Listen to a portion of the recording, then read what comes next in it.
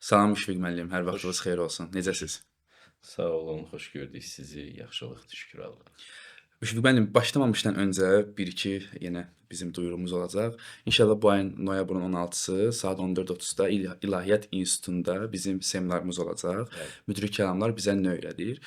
Və eyni zamanda da yenə burdan bildirmək istəyirik ki, bizə sponsor olmaq istəyən müəssisələr və yaxud da fərdi şəxslər, dəstək olmaq istəyən fərdi şəxslər aşağıda qeyd etdiyimiz nömrə ilə əlaqə saxlaya bilərlər. Dəstəyiniz üçün çox sağ olun. Müşfiq müəllim, bugünkü mövzumuz Hacı Şahinin fikirləri haqqında olacaq və biz istədik ki, belə bir mövzu ümumiyyətlə bəlkə də olub, amma mənim qarşıma çıxmayıb son vaxtlarda Hacı Şahinin fikirləri haqqında bir podkast çəkilsin və sair belə. Dedim elə bunu ən yaxşı sizinlə eləyək. Hacı Şahinin bəzi kitabları var. Yaradılışın hədəfi, hardan başlamalı və xoşbəxt ailə modeli. Mən bu kitablardan bəzi hissələri seçmişəm və onları sizə hal-hazırda oxuyacağam. Və istəyirəm ki, bir növ siz bunları bizə açasınız. Burada nə demək istəyir və yaxud da öz əlavələriniz varsa, bunlar da təbii ki, öz dilimizdən. Yəni Hacı Şahinlə sizin fikirlərinizi bir qarışığı, harmoniyası Mix. istəyirik olsun. Əgər siz hazırsınızsa, mən sualları sizə verim. Daha doğrusu fikirləri sizə bildirim. Olar. İlk öncə sadəcə olaraq bir neçə söz demək Buyurun. istəyirəm Hacı Şahin haqqında. Allah ona rəhmət eləsin. Amin. Bu torpağın yetişdirdiyi son 100 ildə ən parlaq ruhani hadisələrindən birisidir.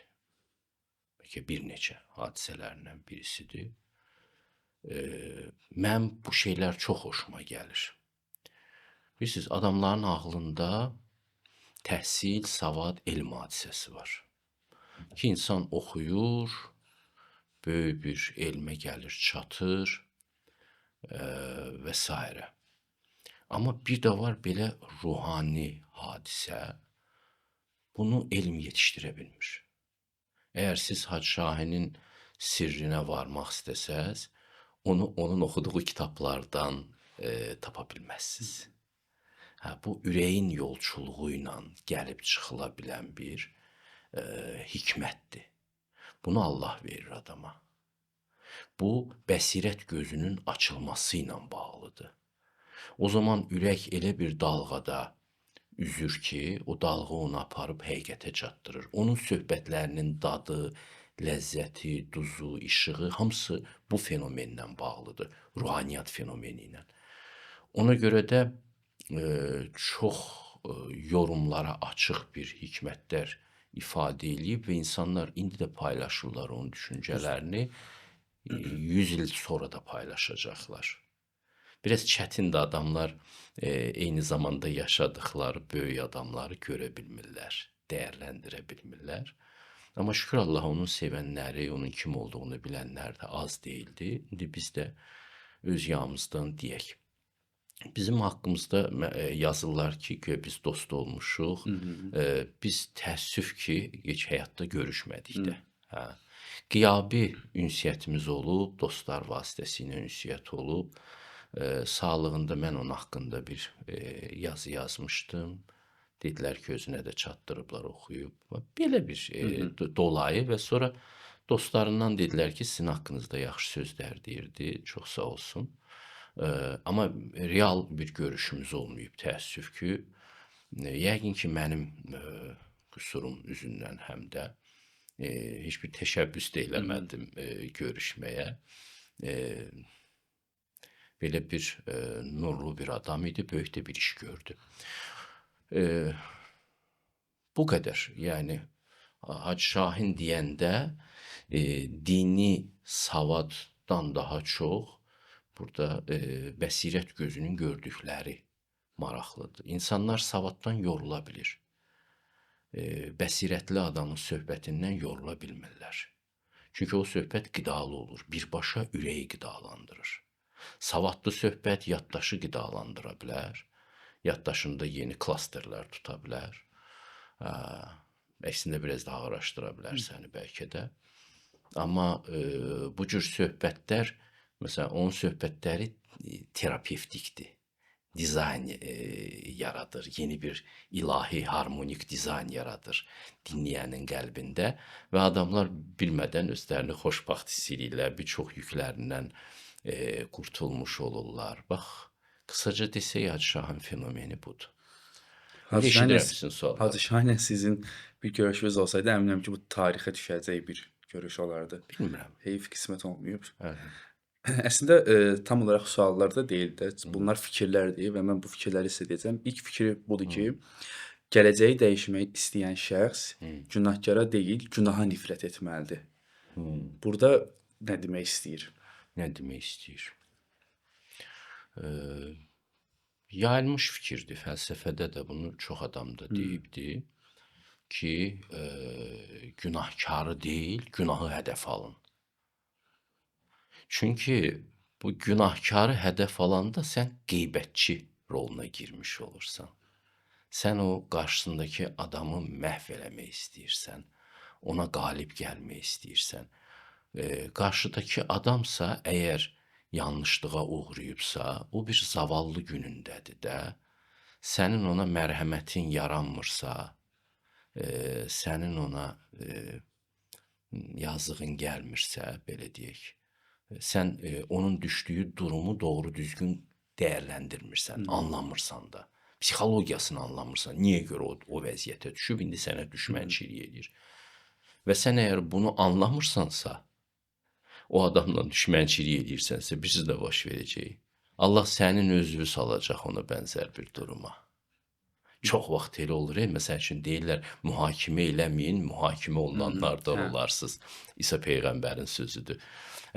Bu ona görədir ki, məsələn, birisi başqasında bir alçaq sayılan bir şeyi görür, başlayır həmin adamı tənqid eləməyə. Bir müddət sonra həmin qələti özü eləməyə başlayır. Bunun çoxdur örnəkləri.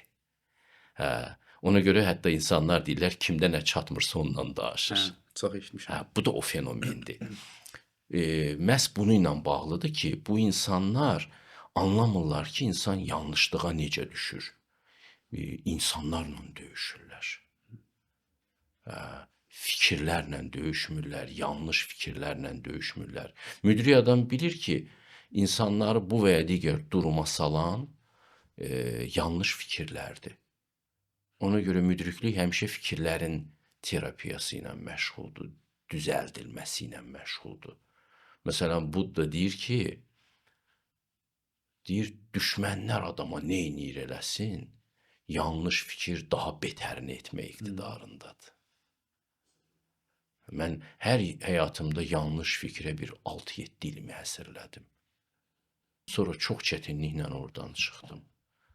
Əgər insan başqalarına qulaq asmaq həssaslığı varsa, elə bir ürəyinin təmizliyi varsa, onda çox asanlıqla, idrak yolu ilə bir müdrik adama qulaq asıb, özünü bir çox yanlışlardan qurtara bilər.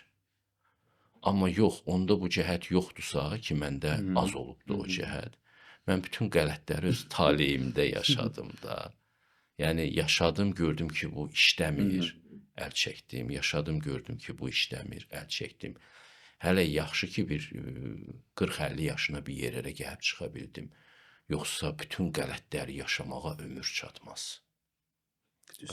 Gələ bir böyükləri də eşidə biləsən. İndi o fikir ki, günahı hədəfə alın, günahkarı deyil, bu insanları bir yüksək levelə dəvət edir, yüksək bir səviyyəyə dəvət edir ki, həm də eyni zamanda səni müdafiə edir ondan ki, sən başlayarsan bu adamı tənqid eləməyə, adamı onun günahına bərabər tutarsan, zalımlıq eləyərsən. Eyni şeyi sənin başına gətirərlər. Allah elə bir durum yaradar ki, sən özün çıxa bilməzsən, təxminən ona bənzər bir sınaqdan. Ona görə hətta mühakimə eləyəndə belə mərhəmətli ol, başa düş bu adamı. Bu zaman sən yaşadığın hər bir epizoddan çıxarlı çıxa bilərsən də, gəlirli, qazanclı çıxa bilərsən. Yəni ağacın budağı ilə yox, ağacın kökü ilə mübarizə Bəli. aparmaq kimi ədəbi dildə desək. Bəli. Burada maraqlı bir dənə də fikir var. Qadına sırf şəhvani məhəbbət duyanlar həqiqi məhəbbətin ruhunu hiss etməzlər. Buna bənzər, yəni tam olaraq hərfi mənada bu söz olmasa, buna bənzər söz sizdən də eşitmişəm. İstəyərdim elə bunu da bir açıqlayardınız.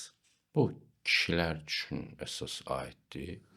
Kişilərdə bilirsiniz ki, göz çox aktualdır. Hı. Çünki buna görə çox evlər də yıxılır eyni zamanda.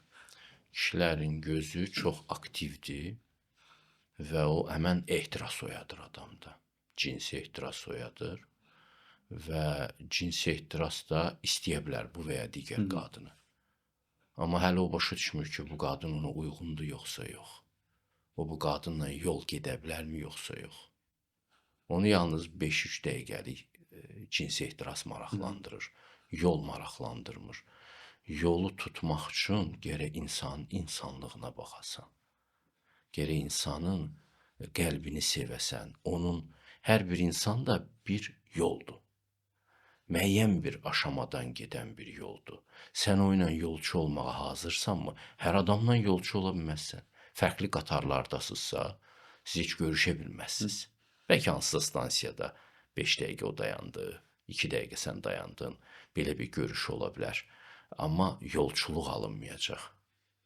Yəni ehtiras ola bilər, sevgi alınmayacaq.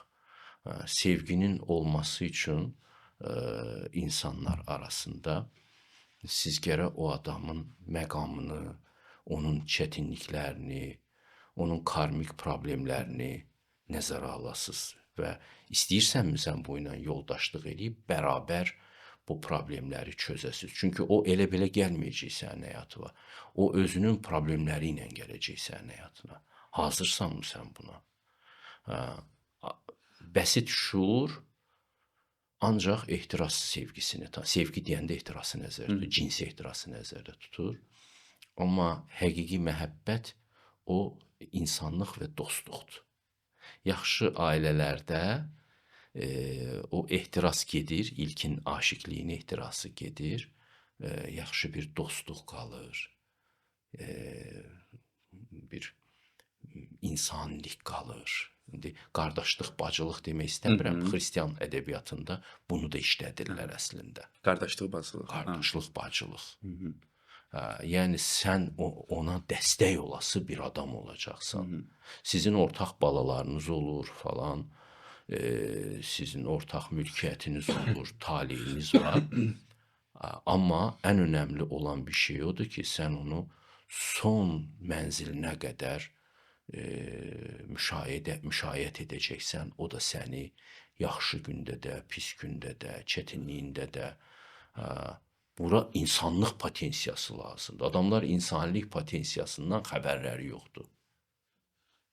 Hormonlar oynayır, elə bilir ki, bu adamla yaşaya bilər. Ürəyin oynayanda yaşaya bilərsən kimdənsə. Gerçəkdən sənin ürəyin varmı? Sən sadiq olmağı bacaracaqsanmı? Xəyanətin nə olduğunu bilirsənmi? Eyni şeyi özünə rəva bilmədiyi başqasına rəva bilirsənmi? Bir sorğula özü. Və bu açıdan yalnız sənin insaniliyin böyüyübsə, çiçəklənibsə, sən başqası ilə yaşaya bilərsən. Yoxsa bu ehtirasdır, seksdir, bu cinsiyyətdir. Burada böyük sevginin heç qoxusu da gəlmir. Çox vaxt. Burada əlavə bir sual çıxacaq. Dostluq dediniz, hansı ki, ər-arvad arasında. Bu dostluq, kimsə bu dostluğu qura, yəni yəqin ki, hər adam, hər həyat yoldaşları bunu qura bilmir də. Belə başa düşdüm ki, bunu qura bilən insanlar, bunu yarada bilən insanlar artıq onların birlikləri həm daha maraqlı olur, həm daha uzun ömürlü olur. Mən bunu çox gec anladım. Mən özümü pis adam saymırdım gəncliyimdə. Nə bilim, yaxşı oxuyurdum, müəllimlər mənə pis tələbəsən, pis şagirdsən demirdilər. Böyüklər adətən tərifləyirdilər ki, tərbiyəli, mərifətli uşaqdır. Amma mən çox sonralar başa düşdüm ki, həqiqi mərifət nə deyən şeydir? Bu, ürəyin oyanması ilə bağlıdır. Ürəyin də oyatmaq üçün 3 dənə şey lazımdır. Bir, onun təmizlənməsi, yəni təmizlənmədə də əsas bu şey, özünə rəva bilmədiyini başqasına rəva bilmə. Belə bir təmizlik. İkili standartların ləğvi. Bir, xeyr əməllər etmək. Xeyir əməllər elədikcə sənin ürəyin aktivləşir. Sən kimə yardımı əlini uzadırsansa, o sənə əlini uzatmış olur. Kimi bəsləyirsənsə, o səni bəsləmiş olur. Və sənin ürəyin disfunksiyadan çıxır, insanlıq öyrənir. Sən insanlıq öyrənməmisənsə, sənin bütün tərbiyən etiketdən başqa bir şey deyil. Etikadan söhbət getmir. Sən yalnız nəzakətlisən. Sən yalnız yola verirsən adamları. Sən həqiqətən heç bir adamın taleyində iştirak eləmirsən. Ona görə xeyir əməllər adamın ürəyini bir gün, bir aşamada şeylərində, o filmlərdə olur, belə puls atmır, birdən ürək başlayır puls atmağa. Hər bir insan eləcə bunu hiss edir. Məndə belə bir orqan var imiş. Mən elə bildim ancaq qan vuran orqandır. Və bu ürək aktivləşməlidir. Ürək aktivləşəndə bir də üçüncüsü sənə ilahi bilgi lazımdır. Yəni din? Yəni də ya Quran, ya Dhammapada, ya nə bilim Bhagavad Gita, ya İncil. Yəni peyğəmbəranə bir bilgi lazımdır sənə ki, o bilgini yedizdirəsən ürəyivə, yanlış düşüncələrdən, yanlış təsəvvürlərdən azad olasan. Yanlış təsəvvürlər qoymur adam xoşbaxt olsun. Onlardan mütləq təsəvvür də almaya bilmirsən. Cahil adam da filosofdur əslində. Onda öz təsəvvürləri vardır. Amma doğru təsəvvürlər səni mənzilə gətirib çıxara bilir. Ona görə bir ilahi bilgi lazımdır. Üç deyəndə bu təmizlənmə lazımdır. Xeyir işlər. Xeyir əməllər lazımdır, bir də ilahi bilgi lazımdır. Bunların üçü birləşəndə adam ürəyi atmağa başlayır. Adam yetkinləşməyə başlayır və bu yetkinliklə bərabər həqiqətə həssaslıq da artır. Bunlar elə bir ki, motoru işə salırlar. Bu keçmişdə motorlar vardı, belə açar salırdılar, qabaqdan fırladırlar. Siz filmlərdə görə görmüşəm, onu filmdə Mənim uşaqlığımda var idi elə maşınlar. Foda salmaq üçün itəliyirlər bəzi maşınları. Eyni funksiya daşıyır və motor sonra işə düşəndən sonra buna ehtiyac yoxdur. Motor özü işləyir. Və motor işlədikcə tələb eləyir bunları. Həm xeyir əməlləri tələb eləyir, həm ilahi bilgini hər gündəlik tələb eləyir. Vərdiş formasını artıq alır da beləsə. O onun yağıdır, benzinidir. Olmasa işləməz. Olmasa işləməyəcək. Məsələn, İsa Peyğəmbər elə beləcə də deyirdi. Deyirdi ki, təkcə maddi çörəklə ayaq üstə durmurlar. Yəni, insanı ayaq üstə saxlayan həm də ruhani qidadır. Allahın sözüdür. Bu tələbat yaranır çünki ürək işləyirsə ona benzin lazımdır. İnsanın ürəyi ayılıbsa ona həqiqət lazımdır. Həqiqət həssaslığı yaranır onda. Və xeyir əməllər həssaslığı yaranır. Motor sağlam bir şəkildə işləyir. Daha onu heç kim sürmür. Mən adamlar tanıyıram, 50 yaşındadır, 60 yaşındadır. Motoru heç işə düşməyib. Başında əmmamə var, amma sürür özünü. Ürək işləmir. Fərqindədir, yoxsa yox? Çox fərqində olurmu insan bunun? Yəqin ki, fərqindədir. Bir ürək işləyən adam görəndə narahat olurlar. Nəsə məndə düz deyil deyə fərqinə varırlar. Allah Quranda onlara ölü deyir. Onlar ölüdülər. Diri kimi gəzirlər, zombi kimi. Amma onların hələ ürəkləri açılmayıbdır. Təhsil alıblar, məsələn, bütün hədis ədəbiyyatını bilirlər, bütün Quranı bəlkə əzbər bilirlər, bəlkə səndən məndən çox-çox yaxşı bilirlər təbii ki, amma heç bir köməkliyi yoxdur onlara. Çünki ölüdür ürək. Hardasa o səmimiyyəti, o fərqindəliyi yolda salıb itiriblər, ona görə inkişaf getmir, ancaq yaşlanırlar. Elə bilirlər, itəliyirlər ömrü boyu. Onlar itəliyən olmasa orada da qalacaqdır. Amma bir də var özü gedən. Onda sən hər yaşadığın illə, ayla sən inkişaf edirsən. Niyə görməsə ki, müsəlman ildə bir dəfə gözləyir ki, oruçluq mərasimi gəlsin. Məsəl üçün, O ay gəlir, o ayda oruçluq ayını yerinə yetirir. İndi ateist fikirləşə bilər ki, nə deməkdir bu? Bu bir rəmzdir. Sən hər il yaşadıkça, əgər sən doğru yoldasansa, mütləq inkişaf edirsən. Ruhun Allaha doğru yaxınlaşır. Ha, belə, yəni ki, burada ürəyin sağlamlığı əsasdır. Ürək sağlamdırsa, o sevir, sevə bilir. Yəni başlayanda dediniz ki, Hacı Şahin oxuduqlarını oxumaq olar, amma Hacı Şahin kimi olmaq çətin Bəli, məsələdir. Bayaq dediyiniz üst-üstə düşdü. Növbəti qeyd etdiyimə keçim. Xoşbəxtlik kimisə bəxtinə düşən pay deyil, insanın öz əlləri ilə yavaş-yavaş qurduğu bir haldır. Bunu ruhaniyyatçı deyə bilər ancaq. Bunu ruhaniyyat yolunu getmiş adam deyə bilər. Çünki o bilir bu nədir. Ümumiyyətlə, din bilirsinizmi nədir? Din, peyğəmbərlər gəliblər insanlara deyiblər, istəyirsiniz sizə xoşbaxtlıq yolunu göstərim. İstəyirsiniz sizi fəlakətdən qurtulmağın yolunu göstərim. Belə başlayıblar. Müjdə kimi başlayıblar söhbətlərinə. Və insan da istəyir əslində belə bir yolu öyrənsin ki, nətər eləyim, həyatımı bir yana çıxarım. Yəni nəticədə kim xoşbəxt olmaq Hətta istəməz hamı ki? istəyir də. Hamı Biz istəyir. məsələn, bizi elə bununla qarmağa keçirirlər də. Məsələn, təhsil haqqında niyə görə danışırlar? Çünki beyinlərinə oturub ki, təhsil adamı xoşbəxt edə bilər. Oxuyacaqsan, yaxşı bir vəzifəyə gələcəksən, yaxşı-yaxşı yeyəcəksən. Hə, yəni hər şey yeməklə bağlıdır, rahatlıqla bağlıdır. Adamlar xoşbəxtlığı bunda görürlərsə, budur. Peyğəmbərlər də deyir ki, daha böyük bir xoşbəxtlıq var. Bu xoşbəxtlıq sizin bildiklərinizdən qat-qat artıqdır. O da, baxın deyir, doğruluq yoludur. Doğruluq yolu ilə yeriyəcəksən, Allaha yaxınlaşacaqsan, xoşbəxt olacaqsan.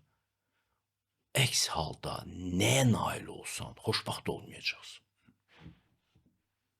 Ona görə təsadüfən xoşbəxt olmurlar. Təsadüfən, belə deyək ki, o da təsadüfdür, amma ki, təsadüfən sən yaraşıqlı da ola bilərsən dünyada. Təsadüfən sənin boyun uca ola bilər, boyun balaca ola bilər. Təsadüfən sən Azərbaycanda gələ bilərsən dünyaya, ya da Afrikada gələ bilərsən, ya da İsveçrədə gələ bilərsən dünyaya. Bunlar təsadüfdür. Kişi də ola bilərsən, qadın da ola bilərsən. Gerçi bu da təsadüf deyil, ehtimal edirəm. Amma təsadüfən xoşbəxt olan yoxdur. Peyğəmbərlər deyirlər ki, xoşbəxtlığın yolu ancaq həqiqət yolundadır. Xoşbəxtlığın deməli olduğu yer həqiqət yolundadır. Ancaq bu yolla gedib ona Bu da çatmaq. yavaş-yavaş olur da yəqin ki, yoxsa bir dəfə Yavaş-yavaş olur şübhəsiz ki, amma da alternativi yoxdur bunun. O Hacı Şahin orada onu nəzərdə başa tutur ki, bilin bu kimsə sizə verə bilməz bunu. Bu tamamən sizin çabalarınıza, sizin daxili və xarici aktivliyinizə bağlı bir başa şeydir. düşdüm. Bu yaxşıdır da. Məsələn, insanlar adətən şikayətlənirlər ki, mənim həyatımı filan kəs bəlli etdi, beşmən kəs bəlli etdi. Bütün şikayətçiləri yığdı ortalığa, siyasi ya belə məişət şikayətçiləri olsun. Onların beynində belə bir ideya var ki, filan kəs məni bədbəxt elədi. Filan kəs olmasaydı, mən daha xoşbəxt yaşayardım. Ona görə bir-birlərinə nifrət eləyirlər. Sürəkli də bundan qidalanırlar. Allah isə deyir ki, məsələ elə deyil. Sizin xoşbəxtliyiniz tam olaraq sizin fəaliyyətinizdən asılıdır. Baxmayın başqalarına. Hə, başqası zalımdır, fikir vermə ona. O ilə mənim öz işim var. Sənin xoşbəxtliyin tam olaraq sənin qəlbinin necəliyindən və fəaliyyətindən asılıdır. Buna inanmaq lazımdır. Buna inanan kişilərin sayı azdır. Buna inanmaq çox çətindir. Mərifət lazımdır, təmizlik lazımdır. Deyir, niyə mən doğruluq yolunu seçimi? Peki, əyri yolla da getmək olar. Mən hərdən dərsdə uşaqlara sual verirəm ki, məsələn bir situasiyadır. Sənin qohumun var filan yerdə və sən özü tapşırtdırırsan hansısa bir pozisiyaya keçmək üçün. Sən bundan istifadə eləyərsən yoxsa yox? Əksəriyyət deyir ki, niyə istifadə eləməyim ki? Deyirəm, amma sən haqsızlıq eləyirsən axı. O birisinin elə bir adamı yoxdur. O birisinin yuxarıda qohumu yoxdur. Sən özü tapşırtdırırsan, o birisi bəlkə səndən bir tık daha savadlıdır, daha qabiliyyətlidir bu iş üçün. Sən onun haqqını yemiş olursan. Sən düşünürsən ki, kiminsə bir balaca da olsa haqqını yeməklə xoşbaxt ola biləcəksən, bu sənə qayıtmayacaq. Əgər sən belə düşünürsənsə, xoşbaxtlıq sənə heç vaxt gəlməyəcək. Bu çox çətindir buna inanmaq ki, xoşbaxtlıq, doğruluq, düzgünlük, səmimiyyət yolundadır. İnsanlar qeyri-səmimiliyə arxalanırlar. İnsanlar yalandan istifadə edirlər. Siyasətdən istifadə edirlər. Xoşbaxtlığa çatmaq üçün. Məqsədə çatmaq üçün bütün vasitələr məqbuldur deyə Makiavelizmdən istifadə edirlər. İnsanlar buna inanırlar. Deyirlər, çox belə titiz olmağa ehtiyac yoxdur. Peyğəmbərlər isə deyir, məhz titiz olacaqsınız, inanırsınız. Xoşbaxtlıq yalnız dürüstlərin nəsibidir. Bu çox çətin qavranılan bir həqiqətdir. O fikirdə də onu mən görürəm ki, yeri gəlmişin qeyd edim ki, mən bu kitabları oxumamışım. Siz oxumusunuz, sizin ideyanız idi bu cür şey yazmaq. Amma fikirlər təbii ki, işıqlıdır deyə reaksiya verməmək mümkün deyil. Orada onu anlatmağa çalışır ki, xoşbaxtlıq tam olaraq sənin çabalarına bağlıdır. Biz insanın aqibətini onun çabalarına bağladıq deyə bir Quran ayəsi var. Yəni var belə bir şey də. Bəli. Onda səndən hərəkət, məndən bərəkət sözü boş-boşuna yaranmayıb. Boş-boşuna yaranmayıbdır, müqəddəs hikmətdir bu hikmət və buna inandırmağa çalışır. Bir də mənə çox bayaqdan kəsməməyə çalışıram sözünüzü. Deməli siz dediniz ki, qəlbi təmiz olanlar, yəni belə şeylərə inanmaz. Onda belə deyək də, yəni bu dövrdə də çox var da. Fal var, nə bilim, bədnəzər var, göz var. Onda belə şeylərə hansı ki, qəlbi təmiz olan, sırf Allaha bağlı olan insan belə şeylərə inanmalıdır, yoxsa inanmamalıdır? O bilməlidir ki, Allahın izni olmasa ona heç nə toxunmaz. Yəni inanmasa da. Amma bu göz məsələsi necə baş verir? Sən bir məqamda nə ilənsə öyünürsən. Kiminsə qarşısında öyünürsən nə ilənsə. Təkəbbür yəni yoxsa? Öyünürsən də bilmirəm. Avtomobilindən çıxırsan Özünü belə göstərirsən. qapısını biraz belə vurursan elə ki, başa hamı düşdüm. görsün. Cəmaatın heç avtomobili yoxdur, tutalım ki. Yaxşı kostyum almısan, məsələn, bunu belə öyünürsən ki, bu neçə min dollardır. Nə bilim, saatından öyünürsən. Başqası da baxır, istəyir. Nətərsə, bu Quranda ayəsi var bunun. Deyir ki, evinizdən çıxanda belə mərifətlə çıxın, qanadlarınızı yanınıza yığın. Yeriyəndə yerişinizə baxın, yeri deşəsi deyilsiz. Belə ayağınızı bək vura-vura. Mənəm. Sadəlik. Ay su, başınızı da belə dik tutmayın, deyir. Dağlardan uca olası deyilsiz. Var bütün bunların hamısı. Qarilla yerişi yeriyirlər. Başarsan, belə həşəmətlə, belə bir göstərişlə yeriyir, bağıra-bağıra danışır. Səsini astadan götürəcəksən. Mən deyir və öyünür malı ilə, mülkü ilə. Ağlı adamlar heç vaxt belə eləməzlər. Və o zaman nəsə bir problem çıxır. Deyir göz dəydi. Əlbəttə onun gözünün haqqı var. Sən Allahın sənə verdiyi nemətlə bu cür kiminsə qəlbinə ox sancmaq üçün davrana bilməzsən. Sən əgər nemətinin zəkatını verirsənsə, sədəqəsini verirsənsə, sən bunun sənə nə üçün verildiyinin fərqindəsən, bu səni xidmətçi eləmək üçündür Allaha. Məsələn, Konfutsunun bir arabası var idi, Çox sevimli bir tələbəsi rəhmətə gedir, oğul kimi sevirdi onu. O tələbənin atası gəlir, deyir ki, mən bilirəm ki, sən mənim oğlumu öz oğlun kimi sevirdin. İndi onu dəfn eləməyə pulumuz yoxdur bizim. Sən arabağı sat, biz onu dəfn eləyək. Yaxşı dəfn eləyək. Konfutsi deyir ki, necə bacarırıq dəfn eləyəcəyik, amma araba mənə lazımdır. İndi mən işdə deyiləm, amma istənilən vaxt imperator mənə çağıra bilər, mən onun sarayına araba ilə getməliyəm. Yəni, adam göyün qulluğundadır və onun rəmzi olan imperatorun qulluğundadır. Hər an ölkəyə xidmətlərini sunmaq halındadır. Arabasını ona görə satmır. Ona görə yox ki, araba şeydir. Arabanı da xidmət vasitəsi olaraq görür. Baxın, əgər sən bu cür yaşayırsansa, onda sənin mülkün Allahın mühafizəsindədir, sən də Allahın mühafizəsindəsən. Yox, bir anlıq belə ağlından keçirsə ki, sən bundan öyünəcəksən. Bizə bir şey danışım. Bibliyada, əski əhddə belə bir epizod var. Dəqiq yadımda deyil, amma Babilistan padşahının, deyəsən Nabuxodonosorun elçisi gəlir İsrail padşahının yanına. O da elçi ilə görüşür eləyir və aparır, yeməkdən sonra ona xəzinəni göstərir.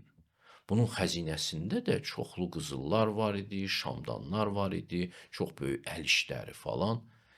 Göstərir ona, bir öyünmək epizodu keçir orada. Və arxasıca deyilir, məhz o deyir, öyündüyünə görə bir neçə il sonra şeydən, nədir adı, Şumerdən, Mesopotamiyadan ordu ilə ordu gələcəkdi və İsrailin bütün şəhərlərini yağmalayacaqdı. O xəzinə də yağmalanacaqdı. Əhalini də kölə olaraq köçürəcəkdilər Mesopotamiyaya. Bu baş veribdi. Və mən uşaq idim bunu oxuyanda, gənc idim, artısı 20 yaşlarımda. Oturdum, bir xeyli düşündüm bu səhifənin üzərində. Niyə belədir? Yəni, harada səhv elədi ki o? İndi bunu Allah verib ona. Bunun üstündə bir ölkənin viran olması var. Başa düşürsünüz? Böyük adamların səhvindən ölkə əziyyət çəkə bilər. Niyə? Amma onu elə bir ki, bizə göstərirlər ki, Allah necə işləyir. Allahın ədaləti, qanunları necə işləyir.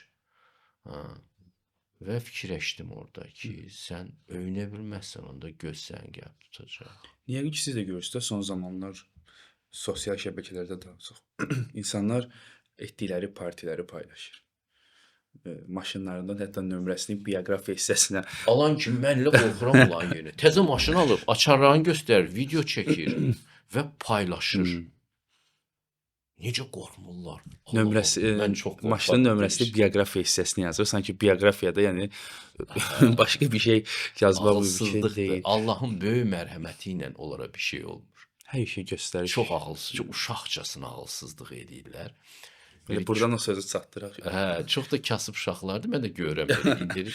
Birdən bir maşının fonunda şəkil çəkdirir, nə bilim, reklamını çəkir xüsusilə ki, nəhayət mən aldım bunu. Almısan, sağlıqla işlədəsən, xeyir yollar gedəsən ona. Amma etmə bunu. Bir çox toylarla da bağlı belədir ya. Biri görsən illə toylarının şəkillərini paylaşırlar. Axırda nikahları pozulur. Məhv olur. Sonra silirlər bütün şəkilləri. Mən də gördüm axı bunu, bu hekayəni. Etməyin bunu. Birinin varıdır, birinin yoxudur. Bir dəfə göstərdin, yəni şahidlik üçün də, məsələn ki, mənim oğlumun da toy oldu. Bir dənə şəkil qoydum ki, cəmaat bilsin ki, mən oğlum filankəsin qızını aldı da, o bir elin şahidliyi olsun. Və salam, bundan oynasın, heç bir şey gəlməz. Bu bir duyuru olsun elə burada. Bəli, duyuru kimi. Müşfiq müəllim, Hacı Şahin yazır ki, sevgi sadəcə bəxş etmək deyil. Sevgi həm də başqasına nəyisə rəva bilməməkdir. Lazım gələndə onu nədənsə məhrum etməkdir. Bəli, bu da yenə ruhaniyyat fikridir də.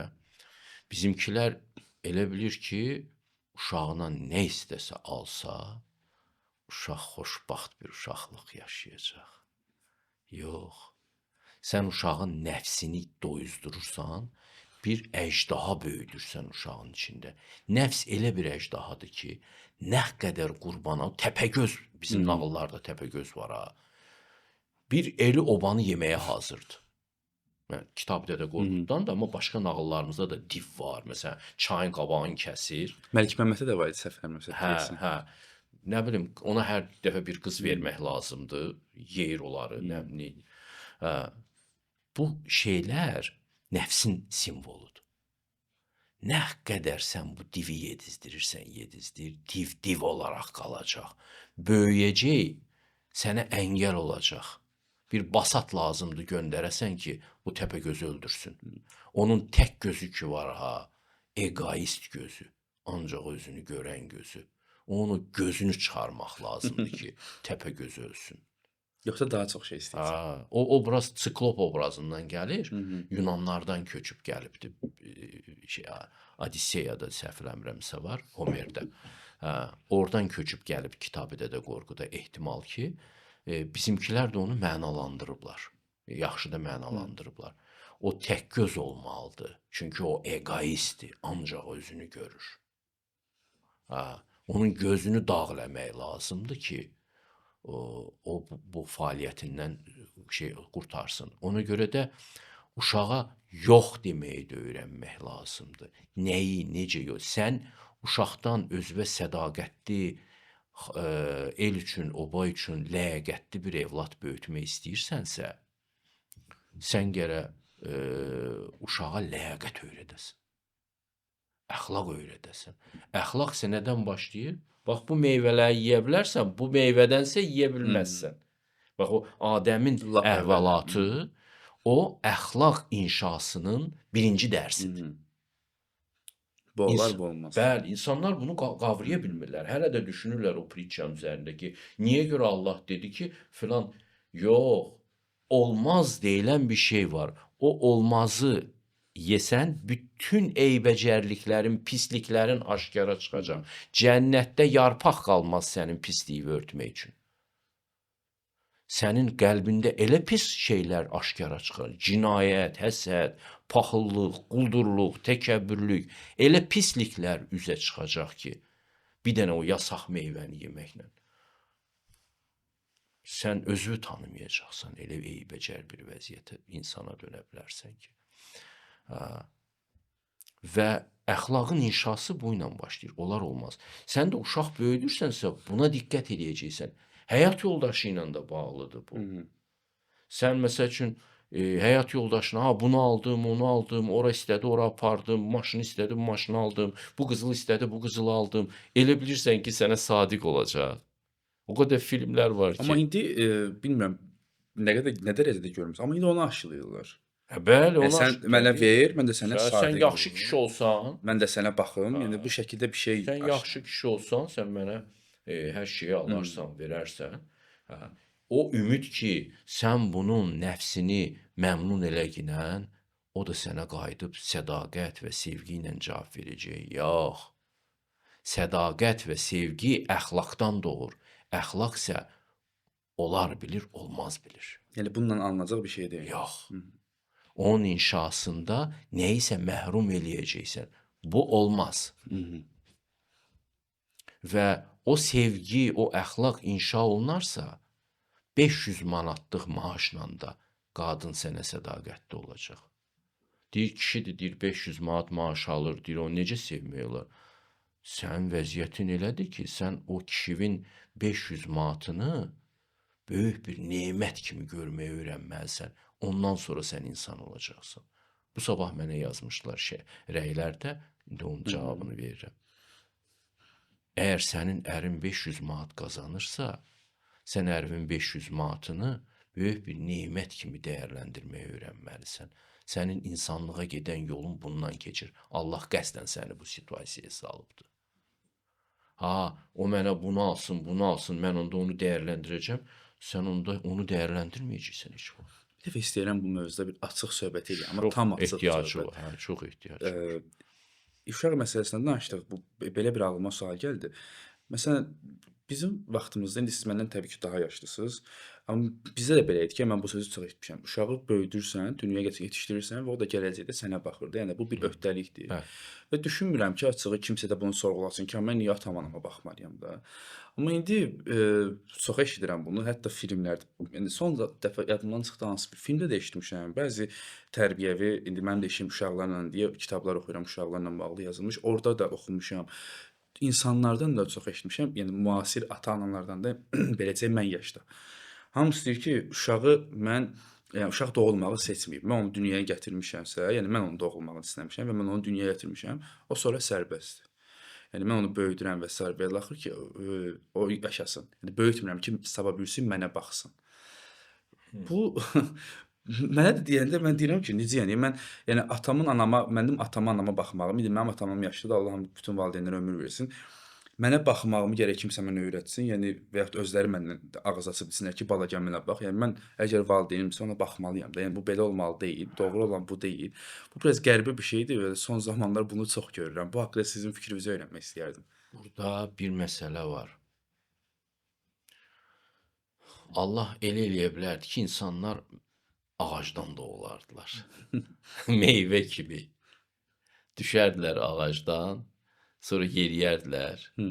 Heç bilməzdilər valideynləri kimdir. Eynən. Yəni Allahın əlində imkanlar çoxdur. Allah valideyn yaratdı, qadın və kişi olaraq. Heç bir şey təsadüfi deyil. Və bizlə valideynin arasında münasibət yaratdı. Valideyn sənə sevgisini verir, zamanını verir, resursunu verir, boğazının tikəsi ilə bölüşür və səndən ötürü ölür, müdafiə funksiyasını yerinə yetirir. Ta qədimdən bu belə olub. Və səni böyüdür, sənə verir bu qədər. Sənin qəlbin reaksiyası nədir? Maraqlı olan budur.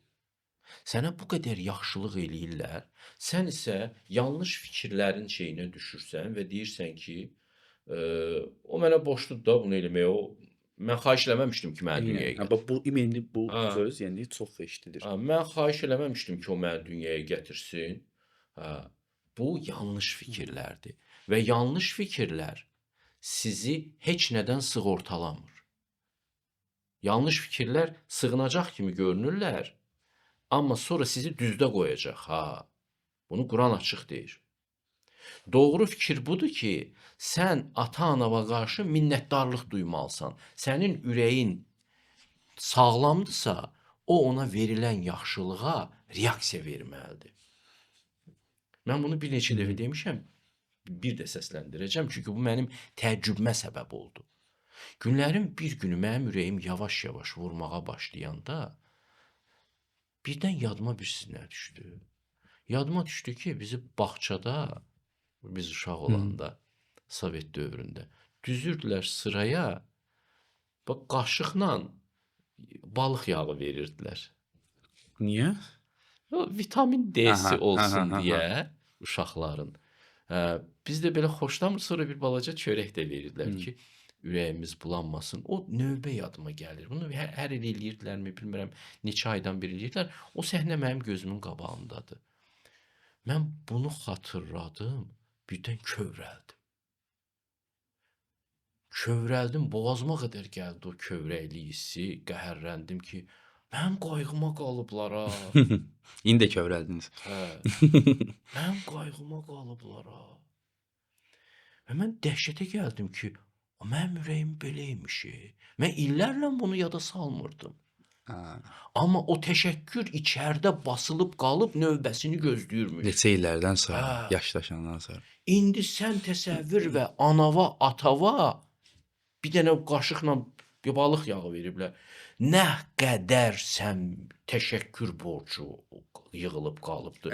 Qətl eləyər səni bu təşəkkür bir gün oyananda. Altıvı üstüvə çevirər. Sən zarafat edirsən bu ilə. Sən ürəyinlə zarafat edirsən. Allah bizi bununla xəbərdarlıq edir ki, sizin ürəyiniz aylar sizi cəhənnəmin dibinə soxar. Ki, it oğlu, indi yan orada. Ömrü boyu bir dəfə təşəkkür eləmədin atana. Ömrü boyu bir dəfə təşəkkür eləmədin anana. İndi bizi məcbur eləyirlər ki, uşaqları da, biz uşaq olanda, Nə deyirlər a bala? Sağ ol de. Biz dilimizlə sağ ol deyirik. Bu dillə əməldir. Amma bu işin başlanğıcıdır. Sənin bir gün ürəyin oyanmalıdır və sən sağ ol demək. Mən ondan sonra baxdım ki, mən minalanmış sahədə yeriyirəmmiş. Mənim üçün bu qədər işlər görən, görünən, görünməyən, mən bunlara təşəkkürləmirəm və bunların ötəsində bir Allah da var. Sənə bu həyatı verib, sənə bu təcrübəni verib, sənə bu gözləri, sənə bu qulaqları, sənə bu ürəyi verib, sənə bu ağlı verib. Sən bunun təşəkkürünü vermədiyin üçün məhv eləyərsən özünü, xəbərin var, sən bağışlamazsan. Hərdən bir əsərlər yazırlar da Dostoyevski, Cinayət və Cəza ki, bir adam bir cinayət törədir və vicdanı onu başlayır məhv eləməyə. Qoymur yaşamağa vicdanı. Sənin vicdanın səni məhv eləyər birdən ayılanda ki, sən bu həyata gəldin, yaşadın və bu axmaq fikirlərin peşinə düşdün ki, mən xahiş eləməmişdim, məni niyə gətirirdilər? Əslində onu valideynə demir, onu Allaha deyir dolayısıyla. Dolayısıyla Allaha deyir ki, niyə yaratdın bu dünyanı, hər şeylə məni təmin eləyə bilməyəcəkdinsə? Ona görə naşükürlük yolu ürəyin əleyhinə olan bir yoldur. Bizim içimizdə bir dənə matriça var, bizim ürəyimiz. Onu dəyişdirmək mümkün deyil. İnsan səhvlər eləyə bilər, yanlış proqramlar yaza bilər üstünə telefonla müqayisə eləsək. Yanlış proqramlar yazıla bilər, amma onu söndürüb bir də yandırmaq lazımdır. Tövbə o deməkdir. Söndürüb yandırmaq deməkdir özünü. Söndürüb yandırırsan və fabrik ayarlarına qayıdırsan. Fabrik ayarlarına qaydanda utana bilərsən. Ki, mən necə puç bir həyat yaşadım. Mənim həyatımda şükranlıq olmadı. Mənə bu qədər nimət verildi. Bu dağların gözəlliyini gördüm. Çiçəyin gözəlliyini görürsən, təşəkkür duyğusu yaranmalıdır səndə, bilirsən? Nə qədər gözəldir bunun rəngləri. Yolda gördüyüm pişik, heyvan, it. Basönün bir şeiri var, hoqqusu var. Ki, yol kənarında, çəpərin dibində bitən nazuna çiçəyini gördüm. Ardıcı qışqırır, ka, heyrət bildirir Yaponca. Yəni, sən balaca, mən axtardım nazuna çiçəyi boyda belə balaca ləçəkləri olan ki, oradakı o gözəlliyi görüb dəhşətə gəlir. Bizim sufi şairlər yazır, çiçəklər açır, bülbüllər partladır sinələrini vəsf eləməkdən. Sən belə bir varlıqsan, sən özü axmaqlatmısan, uzun illər də axmaq yaşamısan, ürəyi palçıqlamısan üst-üstə. Amma sənin ürəyin aylar səni qətl eləyər ki, sən bu nə həyatda yaşamısan? Hanı sənin şükranlığın? Sabah durmusan, göyü görmüsən. Hanı sənin şükranlığın? Anavı görmüsən, atavı görmüsən, sevgilivi görmüsən, balavı görmüsən. Bax, o əxlaqi həyat oyanmalıdır insanda.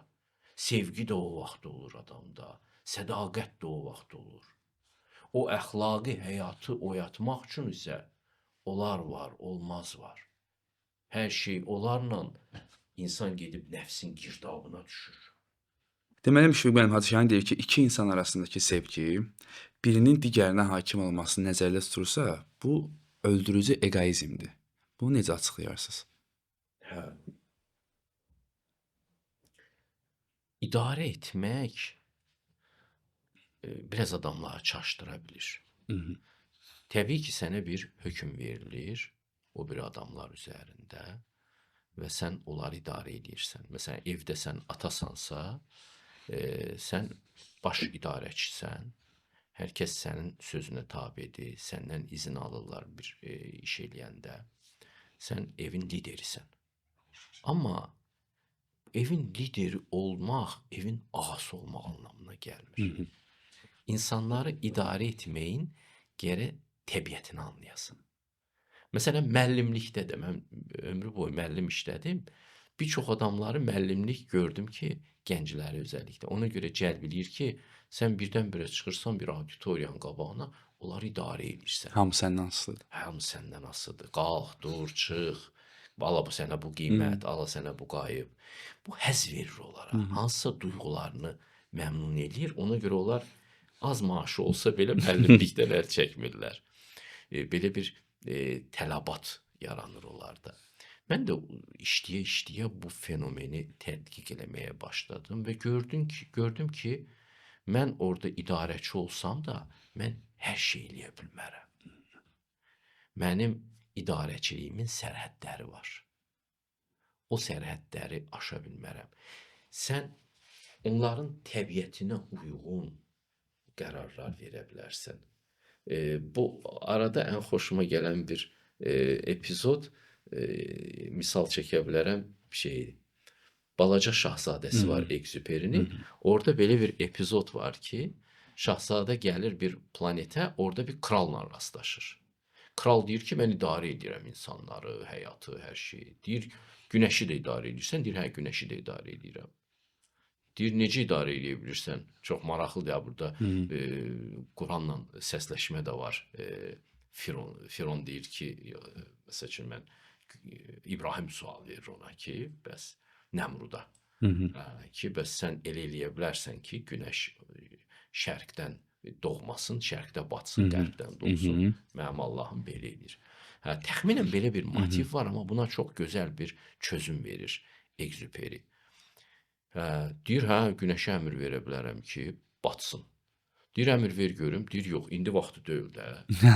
İndi vaxtı deyil. Məsələn, 8-ə 10 dəqiqə qalmış, mən əmr verəcəm, günəş də batacaq. Balaca Şahzadə deyir ki, sən ələ salmışsan, bəli, onsuz da o vaxtda o batasıdır da. Deyir, bax, əmr vermək vaxtı da o vaxtı. Qəşəng. Bu idarə etmənin sirridir. Sən bunu Lao Tzu da çox bəyənərdi. Sən çayın axarını hiss edirsən və yalnız döngədə balaca bir korreksiya verə bilərsən. Yaxşı idarəçi. Amma sən axının qabağında dura bilməzsən heç vaxt. Başa düşürsünüz? İdarə etmək böyük bir sənətdir. İdarə etmək. Sən ağa ola bilməzsən. Bəli, həyat yoldaşın sənə verilibdir. Amma sən istədiyin şeyi tələb eləyə bilməzsən ondan. Uşaqdan da istənilən vaxt istənilən şeyi də tələb eləyənməzsən. Bəzən səbirli olacaqsan. Bəzən deyəcəksən ki, yaxşı, sən deyən olsun. Amma bax, mən səni xəbərdarlıq edirəm. Bu yaxşı bir şey deyil. Məsələn, İncildə belə bir əhvalat var. Azmış oğlun geri qayıtması. Bir kişinin 2 dənə oğlu var. Biri mömindir, sözə baxandır, intizamlıdır, atasının yanında qalır. O birisi isə dələduzdur, ərköyündür. Atasından ona düşəcək pulları istəyir, o da ona verir o pulları. İsrarla istəyir çünki. Satır, mülkün yarısının pulunu verir bu oğlana. Və oğlan çıxır gedir. Axırın olur. Çıxır gedir, keyflə, eyş-işrətlə məşğul olur. Başqa ölkələrdə köləliyə düşür. Uzun müddət kölə qalır o ölkələrdə. Nəhayət günlərin bir günü canını qurtarıb cın-cındır içərisində bir paltarla qayıdır. Rembrandtın elə bir əsəri var, məşhur bir əsəri var. Oğlan qayıdır bir kölə paltarında, şəklində atasının yanına. Atası onu görən kimi qucaqlayır, bağrına basır. Əmr verir ki, yekə bir öküzü kəsin. Paylayın insanlara, yesinlər, mənim oğlum qayıdıb. O biri qardaş qısqanır və narazılığını bildirir ki, mən həmişə sənin yanında olmuşam, sən məndən ötürü heç bir qoyun da kəsməmsən. Bu mülkün yarısını məhv elədi və sən ondan ötürü öküz kəsirsən. Bu nə qədər ədalətlidir. Deyir, sən doğru yoldasan, həmişə mənim yanımda olmusan. O isə itmişdi və tapıldı. Hekayə çox anlamlıdır əslində. Çox da əsər həsr olunubdur buna dünya incəsənətində. İdarə etmənin bir epizodudur həm də bu. O uşaq tələb eləyib ki, mən getmək istəyirəm israrla. Sən neyniyib? Sən onu bağlayıb döyəcəksən, ağalıq eləyəcəksən. Sənin əmrivin də bir şəkli var. Məsələn, Quran deyir ki, möminlər ailəsinə namaz qılmağı, oruç tutmağı əmr edərlər. Hı hı. Əmr sözü var ha orada. Hı hı. Amma bu o demək deyil ki, sən belə çökəcəksən onların boynuna, zorla səhər tezdən durğuzacaqsan. Bir dəfə deyəcəksən ki, abala durmaq istəyirsən namaza dur. Durmayacaqsa daha israr eləməyəcəksən. Qoy yatsın. Sən onun ağası deyilsən. Sən dəvət edirsən, fikrini də dəyişmirsən ona. Sən ona demirsən ki, yox, sənin yaşadığın şey doğrudur. Aldatmırsan. Deyirsən, Hı oğlum, hı. özün bilərsən. Mən bunu doğru bilmirəm. Amma bax, sən yoxlamaq istəyirsən öz həyatın bahasına. Elə. Allahın metodu da belədir. Biz yanlış yollar keçəndə Allah deyir, okey, buyurun, yanlış yollarla gedin. Ağlınız varsa görəcəksiniz ki, bu doğru bir yol, seçim deyildi. Yəni, idarə etmə bu cür olur. Yoxsa Allah dəfələrlə Quranda deyir, mən istəsəydim, onların hamısı iman gətirərdi. Allah zorla eləmir və deyir ki, dində zor yoxdur. Hı hı. Səni lider qoyur, amma liderlə ağalıq arasında bir cizgi var. Bunu anlaman lazımdır. Sən insanı həbs eləyə bilməzsən. Sən insanın əlini qolunu bağlayanmazsan evin içində. Yəni Sən məcbur edilməkdənsə Hə. özü seçib gəlmək daha üstün Bəli. sayırıq. Sən yelkənli gəmi kimisən. Gözləyəcəksən, külək doğru istiqamətdə əsəndə yelkənləri sazlayıb üzəcəksən qabağa. Külək doğru istiqamətə üzmürsə, lövbərini salıb gözləyəcəksən. Başa düşdüm. Yəni mütləq motor qoşum o istiqamətə gedim, küləyin əksinə də olsa, idarəçilik elə deyil. İdarəçilik həmişə təbiətə boylanaraq, nəzərə alaraq, onun inkişafını zədələmədən, elə eləmək ki, o özü gəlsin, çıxsın buna, amma eyni zamanda qəti cizgilərdə göstərməklə. Bu cür olur idarəçilik. Böyük bir sənətdə orada maraqlı məsələlər var. Onda saxlayaq qalanda gələn səfərə. Hə, məncə də mən gördüm siz çoxlu suallar qoymuşsunuz, amma biz çatdırmırıq. İkinci hissə də eləyərik. Yəni Əgər ehtiyac olursa, ehtiyac olarsa, yəni davam insanlar təbii ki, istəyərsə bunu rəy bölməsində bizə bildirərlər. Mən hazır. Siz hazır, məndən də bir dənə düşür ki, qeydləri aparmaq və sizə çatdırmaq. Mən də bunu eləməyə hazıram. Son olaraq Müşfiq müəllim, mən az öncə siz danışanda açığı içimdən belə bir şey keçdi. Ciddi mənada dedim, alqışladım sizi içimdən. İndi bunu belə də eləmək istəyirəm, fəaliyyətə də döndürmək istəyirəm. Həqiqətən çox maraqlı fikirlər oldu. Yəni mənim üçün şəxsən həm belə deyək, öyrəndim, həm də ki, müəyyən mənada aydınlandığım fikirlər oldu və mən ona görə bir izləyici kimi eyni zamanda sizə öz təşəkkürümü bildirirəm. Son olaraq da yenə qeyd etmək istəyirəm ki, bizə sponsor olmaq istəyən müəssisələr və yaxud da dəstək olmaq istəyən fərdi şəxslər aşağıda qeyd etdiyimiz nömrəyə əlaqə saxlaya bilərlər və bir də insanlar görürəm bunu, daha çox da TikTokda görürəm. Bu əsas da son videolarda olur. Kəsirlər, özləri mahnı falan verirlər və bunu paylaşırlar. Normal. Deyək ki, məsəl üçün hətta yəni maşallah bir xeyli də baxış da yığır. 10.000 bəyənmə gələn də var idi hətta.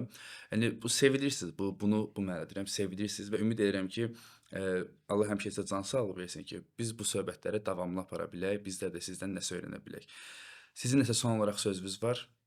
Çox sağ olun gəldiyiniz üçün. İnşallah növbəti həftə onda əgər ehtiyac olarsa, Hadi Şahin fikirləri haqqında ikinci hissəni də çəkərik. Çox sağ olun, təşəkkür edirəm.